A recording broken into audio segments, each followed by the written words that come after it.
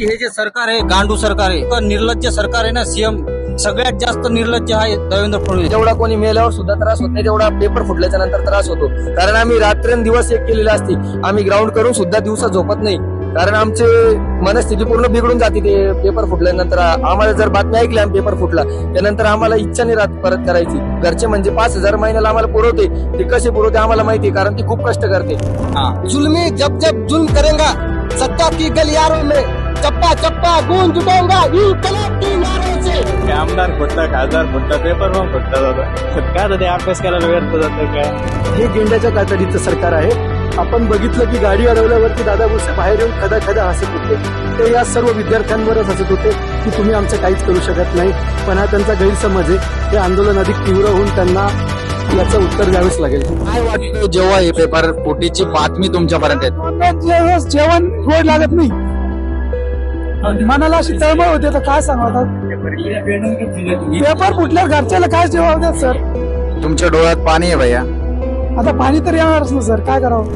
मित्रांनो, आज तारीख आहे 6 जुलै 2026 आणि वार सोमवार.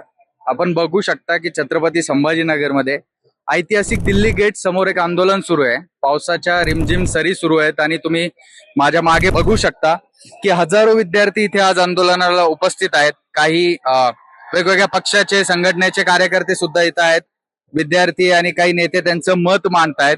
तर आज आपण बघणार आहोत की नेमक्या या विद्यार्थ्यांच्या काय भावना आहेत, कशामुळे हे आंदोलन सुरू आहे. देशभर आपण बघतोय की कंटिन्युअस कुठे ना कुठे पेपर लीक होत आहे. 2015 पासनं या देशामध्ये 148 पेपर लीक झालेत मित्रांनो. आणि त्यानंतर सीबीआय चौकशी झाली आहे. सुमारे 19 ते 25 घटनांमध्ये, या सगळ्या पेपर लीकच्या घटनांमध्ये सीबीआय चौकशी झाली आहे. आणि याच्यामध्ये निर्णय किती घटनांचा झालाय, तर निर्णय झालाय 0 घटनांचा. तर आज याच संदर्भात आपण सगळ्या विद्यार्थ्यांशी बोलणार आहोत. सर्व इथे विद्यार्थी जमलेले आहेत, वेगवेगळ्या परीक्षांची ते तयारी करतायत. आपण त्यांच्याशी बोलणार आहोत. मित्रांनो, आज आंदोलनामध्ये आपल्यासोबत एक आंबेडकर राईट रॅपर आहेत, जे आजकाल सोशल मीडियावर ट्रेंड करतात. त्यांची काय प्रतिक्रिया आपण बघूयात. वेगवेगळ्या आंदोलनामध्ये ते त्यांच्या कलेचं सादरीकरण करताना दिसतात. काय सांगशाल? नेमकं आता जेवढं आमचे पत्र लीक होत नाही, म्हणजे मी व्हिडिओ करतो तेव्हा पत्र बोलत असतं जाणं फक्त, तेवढं तर पेपर लीक होत आहे. तेवढं लक्ष जर त्यांनी तिकडे दिलं आणि सरकारला जा विचारलं तर ते बरं ठरेल. आता आम्ही बघतो इथं पण बरेच मनवादी विचारसरणीचे किंवा प्रॉपगेंडा पसरवण्यासाठी पण काही मीडिया आलेला आहे. त्यांनी योग्य त्यांची जर भूमिका मांडली तर ते बरं पडेल. कारण आता पेपर फुटी प्रत्येक, आता एवढं मोठं नीटचं आंदोलन चालू असताना 2 पेपर फुटले. राजस्थानचा एक पेपर फुटला, आपल्या इथं टीईटीचा पेपर फुटला. मला तर वाटतं टीईटी रद्दच झाली पाहिजे. कारण ज्यांची परीक्षा घ्यायची पात्रता नाहीये ते शिक्षकांची पात्रता तपासताय. तर आता पहिले त्यांचीच, आता मला वाटतं विधान भवन पात्रता चालू व्हायला पाहिजे. विधान भवनात तुम्ही जायला पात्र आहे का, तशी पेपर त्यांनी घ्यायला पाहिजे आता. राज भैया, तुम्ही रॅपर आहे, तुमच्या कलेच्या माध्यमातून काही सरकारला सांगू शकता का? काय आम्ही, माझं गाणंच आहे तसं डिग्री जाळू का म्हणून. आता आम्ही फक्त डिग्र्या घ्यायच्या आणि जाळायच्या का. मी तर माझी डिग्री अजून कॉलेजमधून घरी पण नाही आणली. तीच भिंतीला टांगलेली डिग्री बघून फासाला पंख्याला टांगायची वारी आली, म्हणून ती डिग्री बघायलाच नको. मी गाणं केलं होतं तसं डिग्री जाळू का म्हणून. आता पोहोचलं पाहिजे लोकांपर्यंत म्हणून असं म्हणणं आहे. हो, प्लीज म्हणा. तुमची कला सगळ्या सर्वसामान्य लोकांपर्यंत आली पाहिजे.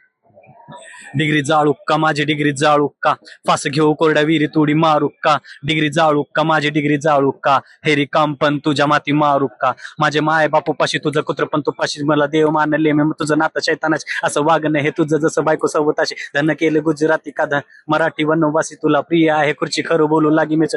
ठेचा भाकरती पण घरची पण चालत नाही मर्जी. निष्ठा आहे इमानाशी नाही नातं बैमानीशी. पेपर फुटी दरवेळी कार्य खेळता मनाशी. सारा निधी तुम्ही घेळा आम्ही घेतो अति वेळा. तुमची उपटत शट नाही तर कापा आमचा गाळा का, मी कापू तुझी बोट गाळा माळ माळू का, डिग्री जाळू का.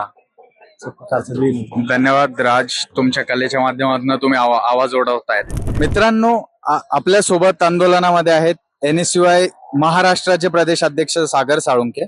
एकूण त्यांची काय भूमिका आहे आंदोलनामध्ये, संघटना म्हणून त्यांचा पण हातभार आहे. तुमची काय भूमिका आहे, काय मागण्या आहेत?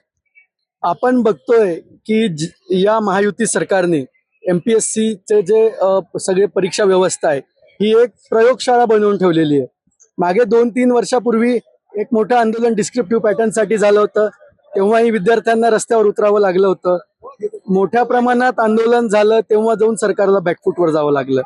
मागेही PSIच्या वयवाढीचं आंदोलन झालं, ते सरकारने पूर्ण पोलीस प्रशासनाचा वापर करून ते दाबून टाकलं. हे सरकार या गोरगरीब विद्यार्थ्यांवरती, हे जे ग्रुप डी असेल, ग्रुप सी असेल, हे संपूर्ण विद्यार्थी हे खूप म्हणजे शेतकरी कष्टकऱ्यांचे विद्यार्थी आहे. यांना एक योग्य नोकरीची संधी देण्यासाठी कमी पडत आहे किंवा त्यांना यांच्याबद्दल काहीतरी आकस आहे, यामुळेच हे सगळं चालू आहे. जोपर्यंत या सगळ्या व्यवस्था सुरळीतपणे परीक्षा घेत नाही तोपर्यंत हे आंदोलन तीव्र पद्धतीने चालू राहील आणि यापुढेही यापेक्षा मोठे आंदोलन सरकार विरोधात होतील. सागर दादा, तुम्ही काही दिवसांपूर्वी मुंबईमध्ये जे शिक्षण मंत्री आहेत त्यांची गाडी अडवली होती, त्यांना काळ्या झेंडे दाखवले होते, त्यावेळेस नेमकं काय मागण्या होत्या आणि त्याच्यानंतर सरकारने काही पावलं टाकली तुम्हाला असं वाटतं? एक पेपर फुटीचा देशामध्ये लोन आलेला आहे. नीटचा पेपर फुटतोय, नॉर्थ इंडियामध्ये CUETचा फुटला, CBSEचा गोंधळ आपल्या पुढे आला, बिहारमध्ये पेपर फुटी आहे, तिथल्या स्टेट एक्झामच्या, उत्तर प्रदेशमध्ये तीच गत आहे आणि हेच परिस्थिती महाराष्ट्रात सुरू झालेली आहे. TETचा पेपर फुटणं, जेव्हा नीटचा पेपर फुटला होता, जेव्हा TETचं परिपत्रक त्यांनी काढलं की नीटचा पेपर फुटला आहे, याची काळजी घेऊन आम्ही TET घेणार, पण एवढं सगळं डोळ्यापुढे असूनही सरकार एक पारदर्शक परीक्षा घेण्यासाठी अपयशी ठरलेलं आहे. यामुळे शिक्षण मंत्री दादा भुसे यांनी निश्चित राजीनामा दिला पाहिजे, ही मागणी घेऊन आम्ही ती गाडी अडवली होती. पण हे गेंड्याच्या कातडीचं सरकार आहे. आपण बघितलं की गाडी अडवल्यावरती दादा भुसे बाहेर येऊन खदा खदा हसत होते. ते या सर्व विद्यार्थ्यांवरच हसत होते की तुम्ही आमचं काहीच करू शकत नाही. पण हा त्यांचा गैरसमज आहे. हे आंदोलन अधिक तीव्र होऊन त्यांना याचं उत्तर द्यावेच लागेल. इथून पुढे संघटना म्हणून काय भूमिका असेल आणि कशा पद्धतीने आंदोलनाची दिशा ठरेल? सध्या या सगळ्या प्रकरणावरती एक केंद्रीय पद्धतीने काँग्रेस पक्षातर्फे छात्रों की गूंज या आंदोलना अंतर्गत विद्यार्थ्यांशी संपर्क चालू आहे. कोर्टामध्ये राहुल गांधीजींनी एक विद्यार्थी संवाद साधला होता. त्यामध्ये अनेक मुद्दे त्यांनी उल्लेख केले की देशातील प्रमुख 5 परीक्षा आहे त्याची जी एक्झाम फीस आहे ती देशातील 3 सेंट्रल मिनिस्ट्रीच्या बजेट एवढीच ती फीस आहे. म्हणजे हे विद्यार्थ्यांची लूटमार चालू आहे. फीसचा प्रश्न असेल, प्रायव्हेटायझेशनचा प्रश्न असेल, हे सर्व प्रश्न छात्रों की गूंज या नावाअंतर्गत आम्ही उचलणार आहोत आणि 9 ऑगस्ट पर्यंत राज्यभर, देशभर कॉलेजमध्ये जाऊन, क्लासेसमध्ये जाऊन, जिथे विद्यार्थी असेल तिथे जाऊन त्यांच्याशी संवाद साधू, त्यांना या मोहिमेत सहभागी करून घेऊ आणि 9 ऑगस्ट क्रांती दिनी दिल्लीमध्ये आम्ही मोठे आंदोलन राहुल गांधींच्या नेतृत्वात पुकारू. धन्यवाद. एक विद्यार्थी कार्यकर्ते NSYच्या मार्फत ते आपल्यासोबत जोडलेले आहेत. सृजन गावडे त्यांचं नाव आहे. आपण त्यांना बघू शकता की चिखलामध्ये ते माकले आहेत. अनेक दिवसापासून आंदोलनाच्या मागे त्यांची महत्वाची भूमिका आहे. काय सांगशाल गावडे? आंदोलन हे खूप दिवसापासून ठरलेलं होतं, पण ठिकाण आणि वेळ व जागेच्या अभावाने ते क्रांती चौकात होणार होतं, पण ते आता जे आहे ते विभाग आयुक्त कार्यालयाच्या समोर घ्यावं असं त्यांनी आम्हाला पोलीस प्रशासनाने सांगितलं. तेव्हा आम्ही जागा चेंज करून इथं हे केलेलं आंदोलन. अनेक व्हिडिओ व्हायरल झाले की पोलीस प्रशासन टाळाटाळ करत होतं परमिशन देण्यासाठी आणि त्या सगळ्या भूमिकेमध्ये NSYची महत्वाची भूमिका होती. तर त्याबद्दल एकूण काय पोलिसांची भूमिका होती आणि संघटना म्हणून तुमची काय भूमिका होती? पोलिसांनी आम्हाला स्टेजची वापस भोंग्यांची याची परमिशन नाही दिली आणि 60 डेसिमलच्या खाली आवाज ठेवा असं सांगण्यात आलं होतं. त्याचं आम्ही हे करून थोडेफार हे करून स्टेजचं म्हणजे ऍक्टर लावून हे केलेलं नियोजन. आंदोलनच्या नियोजनामध्ये तुम्ही एक महत्वपूर्ण भूमिकेत होतात. आज आंदोलन होतंय, तुम्ही समाधानी आहात का आंदोलनावर? आम्ही खूप समाधानी आहोत. काय एवढ्या म्हणजे काही सुविधा नसताना विद्यार्थी येथे आले व त्यांच्या जे प्रश्न आहेत प्रश्न मांडण्यासाठी ते रस्त्यावर उतरले, याच्यासाठी आम्ही समाधानी आहोत. आणि तुमची एकूण काय मागण्या आहेत?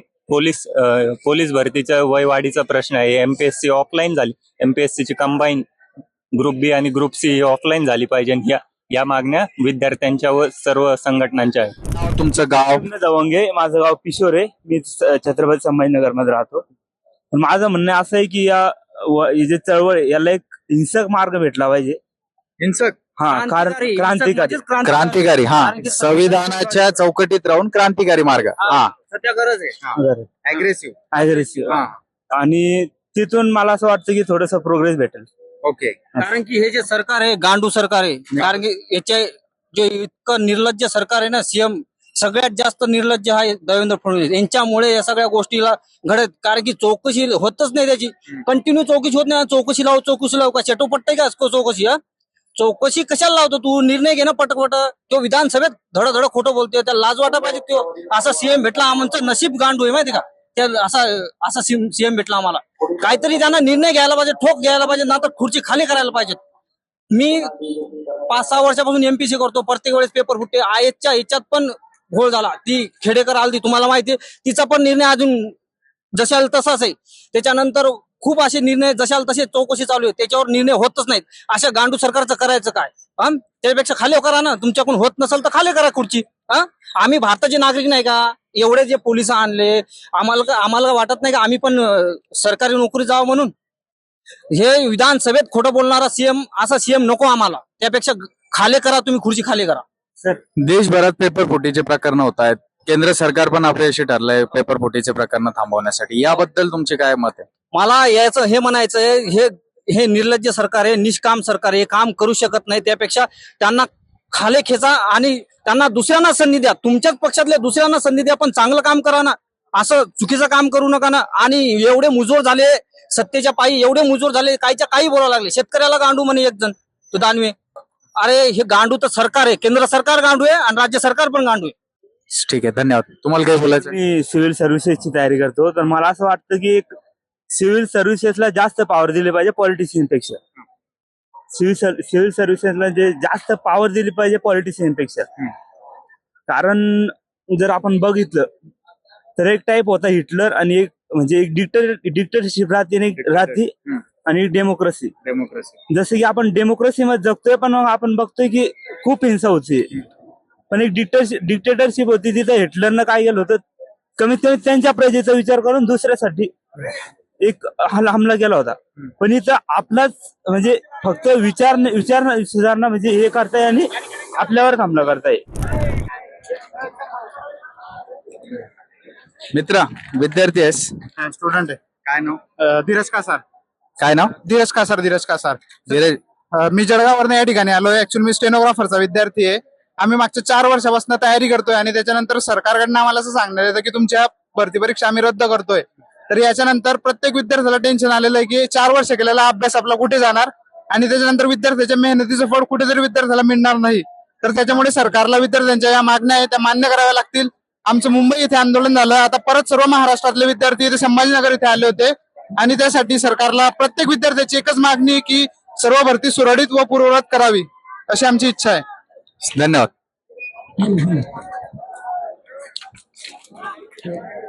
काय नाव आहे तुमचं? कुठनं आलात? सिद्धार्थ नरवडे, पालगाव आलो. कुठनं? पाल तुम्ही विद्यार्थी आहात? हा, कशाची तयारी करता? आम्ही 1-6 तयारी केलेली आहे. पहिले आर्मी भरती करत होतो, आता 1-6 तयारी. 2023 ला मी 1-6 पेपर दिला. त्याच्यामध्ये त्यांनी मला पहिली जी लिस्ट लागली त्याच्यामध्ये मला 44 मार्क होते. मग त्यांनी हे सांगितले आमच्याकडून पेपर चेक करता वेळेस गडबड झाली, तर त्यांनी आम्हाला दुसऱ्या याच्यामध्ये 38 मार्क दिले आणि डबल तिसरी एक लिस्ट लागली त्याच्यामध्ये 44 आली. मग मला हा प्रश्न आहे, पेपर चेक करायला का गांजा फुकून बसतात का? टीसीएस पॅटर्न घेतो. टीसीएस सगळ्यात जास्त भाड कौपाना करते. विद्यार्थ्यांच्या आयुष्याचा प्रश्न आहे.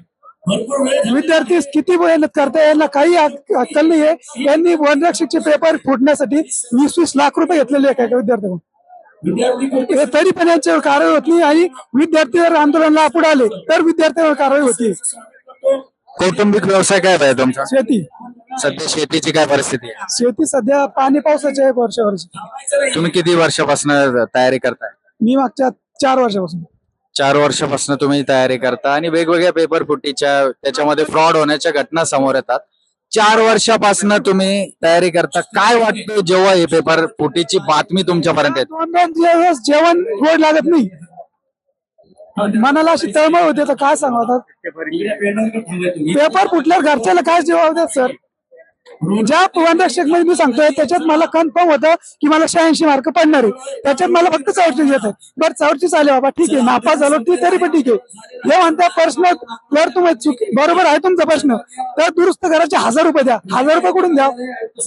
जर एका पेपर मध्ये आम्हाला 15-20 हजार रुपये मोजावं लागते, कुठून आणा आम्ही एवढे पैसे? तुमच्या डोळ्यात पाणी आहे भैया.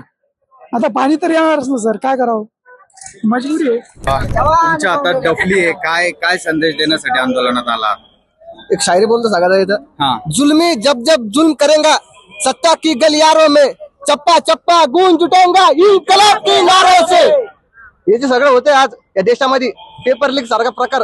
पेपर लीक म्हणजे विद्यार्थी 1 वर्ष 2 वर्ष 3 ते 4-5 वर्ष अभ्यास करतो आणि नंतर त्याला कळतं की तो परीक्षेला गेला आणि त्याच्या नंतर त्याला समजते का पेपर लीक झाला. त्याची 4-5 वर्षाची मेहनत जाते पाण्यामध्ये आणि नंतरची जिम्मेदारी कोणी घेत नाही. यासाठी आज विद्यार्थी या सरकारला जागा करण्यासाठी रस्त्यावर उतरले आणि यामध्ये SF आहे, या SF आम्ही पण पाठिंबा दिलाय.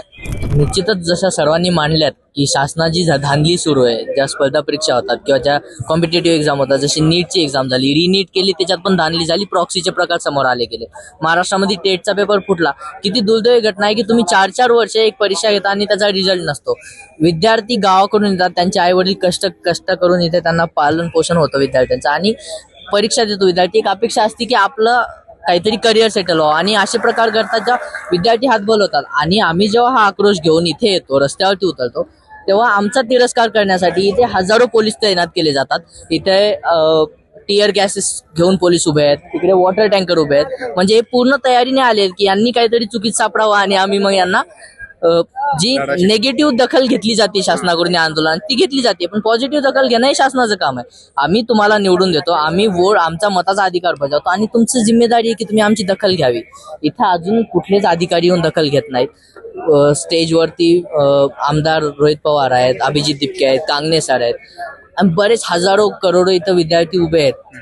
देशभरात आंदोलन होत आहे, CGP दिल्लीत आंदोलन करते, कुठलीच दखल घेतली जात नाही. सोनम वांगचूक दिल्लीमध्ये उपोषणाला बसलेत. एक जागतिक स्तराचा सायंटिस्ट तुमच्या देशाचं नाव लौकिक करतोय जागतिक स्तरावर आणि तुम्ही त्याची दखलच घेत नाही, हे किती दुर्दैव आहे. ही शासनाचा जो निष्काळजीपणा आहे की या ज्या जाणीवा शासनाच्या संपलेल्या आहेत, हा येतो कुठून, ही सत्तेची मगरुरी कुठून येते. जे काही आंदोलन चालू आहे, लेफ्ट मधल्या सगळ्या संघटना तिथं दिसतात, सगळे कार्यकर्ते तिथे दिसतात. मोठ्या प्रमाणात तुम्ही कॉक्रोच जनता पार्टीच्या आंदोलनामध्ये उपस्थित आहात, म्हणजे जिथे देशभर झालं तिथे. पण आपण बघतोय की धर्मेंद्र प्रधानची रेजिग्नेशन ही प्रमुख मागणी आहे, पण आपण बघतोय की त्या पद्धतीची कुठलीच हालचाल सरकारमध्ये दिसत नाही. उलट नरेंद्र मोदींनी काही दिवसांपूर्वी ट्विट करून त्यांना वाढदिवसाच्या शुभेच्छा दिल्या. तर अनेक लोकांचं असं म्हणणं आहे की हा सरळ संदेश आहे की काहीही रेजिग्नेशन वगैरे होणार नाहीये, तुम्ही किती आंदोलन करा. कारण ट्विट देऊन म्हणजे काहीच जो व्यक्ती जो मंत्री सध्या वादग्रस्त आहे तो वादग्रस्त नाहीच आहे ना, आम्ही अशा काहीच हालचाली चालू नाही, हा असा मेसेज सरळ त्यामधनं दिला जातो. काय म्हणतात? कसं आहे, आमचं पहिल्यापासून म्हणणं आहे की हे सरकार जाणीवा नसलेलं सरकार आहे. यांना दिसत नाही की जे नीटचे पेपर दिल्यामुळं जे पेपर फुटला त्याचं टेन्शन घेऊन जवळपास 20 ते 22 विद्यार्थ्यांनी देशभरामध्ये आत्महत्या केलेली आहे. जर जाणीवा असणारं सरकार असतं तर कदाचित त्याच्यावरती काहीतरी त्यांनी दखल घेतली असते. हेलिकॉप्टरनं आणि लष्कराच्या माध्यमातून जर तुम्ही पेपर पुरवत असाल तर तेच पेपर फुटू नयेत याच्यासाठी काळजी का नाही घेतली गेली. आणि मोदीच्या बाबतीमध्ये आमचं म्हणणं आहे की हा बोगस माणूस आहे मुळात. कारण काय, तो त्याची डिग्रीच बोगस आहे. तो म्हणतो कधी एंटायर पॉलिटिक्स सायन्स आहे, कधी 8वी-9वी शिकलोय म्हणतोय. तो माणूस नीटच्या पेपरच्या बाबतीमध्ये जो काही मंत्री आहे त्याचा राजीनामा घेऊ शकत नाही. याचा अर्थ असा आहे की त्याचे हात कुठेतरी दबलेले आहेत पंतप्रधानाचे. त्याच्यामुळं हे सरकारच बोगस आहे. त्याच्यामुळं काही होईल असं आम्हाला वाटत नाही. याच्यावरती एकच उपाय होऊ शकतो की या सरकारच्या विरोधामध्ये जो असंतोष आहे तो मोठ्या प्रमाणात वाढेल आणि हे सरकार बदलून टाकायचं आम्हाला बघावं लागेल. त्यासाठी आला मी आंदोलनासाठी आलो कारण आम्ही पोलीस भरती करतो. यावेळेस नीटचा पेपर फुटला, वनरक्षकचा पेपर फुटला. आमचं म्हणणं फक्त एवढंच आहे की बा पेपर फुटला नाही पाहिजे आणि पेपर ऑफलाईन झाला पाहिजे, बाकी काही नाही. वडील काय करतात? वडील शेती करतात. आम्ही गोरगरीब घरचे मुलं आहे, कारण आमच्यावर खूप अन्याय होतोय. त्यामुळे आमचं म्हणणं फक्त एवढं आहे की पेपर ऑफलाईन झाला पाहिजे आणि सर्वांना न्याय भेटला पाहिजे आंदोलनाला. नीटचा पेपर फुटला म्हणून देशभर मोठं आंदोलन चालू होतं. तेच लगेच TETचा पेपर फुटला, त्याच्यानंतर पुण्यात आणखी एक पेपर फुटल्याची घटना समोर आली. काय म्हणजे विद्यार्थी म्हणून एवढी मेहनत करत असताना? मेहनत खूप करते विद्यार्थी, पण त्यांना हे पेपर फुटल्यामुळं समोर पाऊल टाकता येत नाही.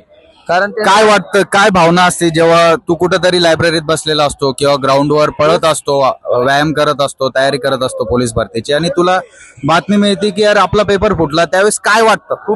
खूप वाईट वाटतं. कारण जेवढा कोणी मेल्यावर सुद्धा त्रास होत नाही तेवढा पेपर फुटल्याच्या नंतर त्रास होतो. कारण आम्ही रात्रंदिवस एक केलेली असती. आम्ही ग्राउंड करून सुद्धा दिवसा झोपत नाही, कारण आमची मनस्थिती पूर्ण बिघडून जाते ते पेपर फुटल्यानंतर. आम्हाला जर बातमी ऐकली आम्ही पेपर फुटला त्यानंतर आम्हाला इच्छा नाही राहत परत करायची.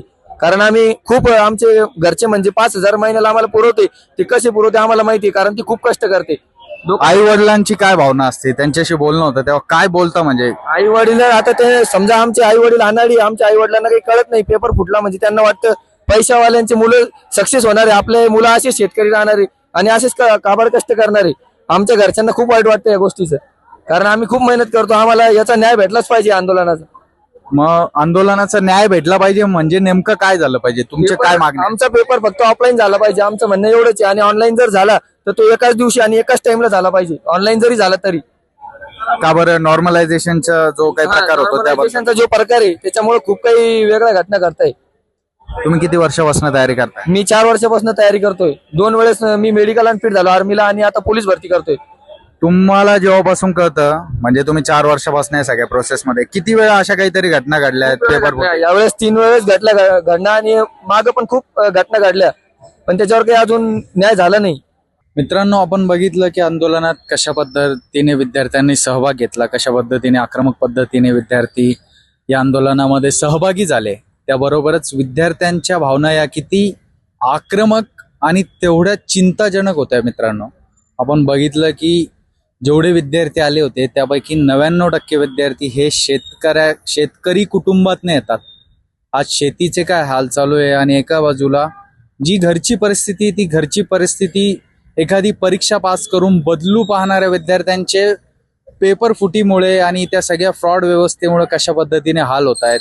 अनेक विद्यार्थी हे बोलता बोलता रडत होते. अत्यंत आक्रमक, अत्यंत उद्विग्न अशा सर्व विद्यार्थ्यांच्या भावना होत्या. मित्रांनो, या देशाला विद्यार्थी चळवळीचा मोठा वारसा आहे. विद्यार्थी चळवळीतून अनेक मोठमोठे नेते, अनेक परिवर्तन या देशाने बघितले आणि या पद्धतीने जर सरकार विद्यार्थ्यांची अशीच हेळसांड करत राहील तर कदाचित याच पद्धतीने जर विद्यार्थी पुन्हा पुन्हा त्यांचा हक्क अधिकार लोकशाहीमध्ये बांधण्यासाठी रस्त्यावर येतील तर कुठेतरी बदल हा नक्की होईल. ज्याप्रमाणे डॉक्टर बाबासाहेब आंबेडकर म्हणतात की शिक्षण हे वाघिणीचं दूध आहे, जो कोणी पेल तो गुरगुरल्याशिवाय राहणार नाही. तर आज आपण बघितलं की जोपर्यंत विद्यार्थी रस्त्यावर येऊन त्यांची भूमिका मांडणार नाहीत तोपर्यंत या व्यवस्थेला कुठंही काहीही फरक पडणार नाही. कॅमेरामॅन आशिष नवतुरेसह मी ऋषिकेश खंडाळे, EG न्यूज. धन्यवाद.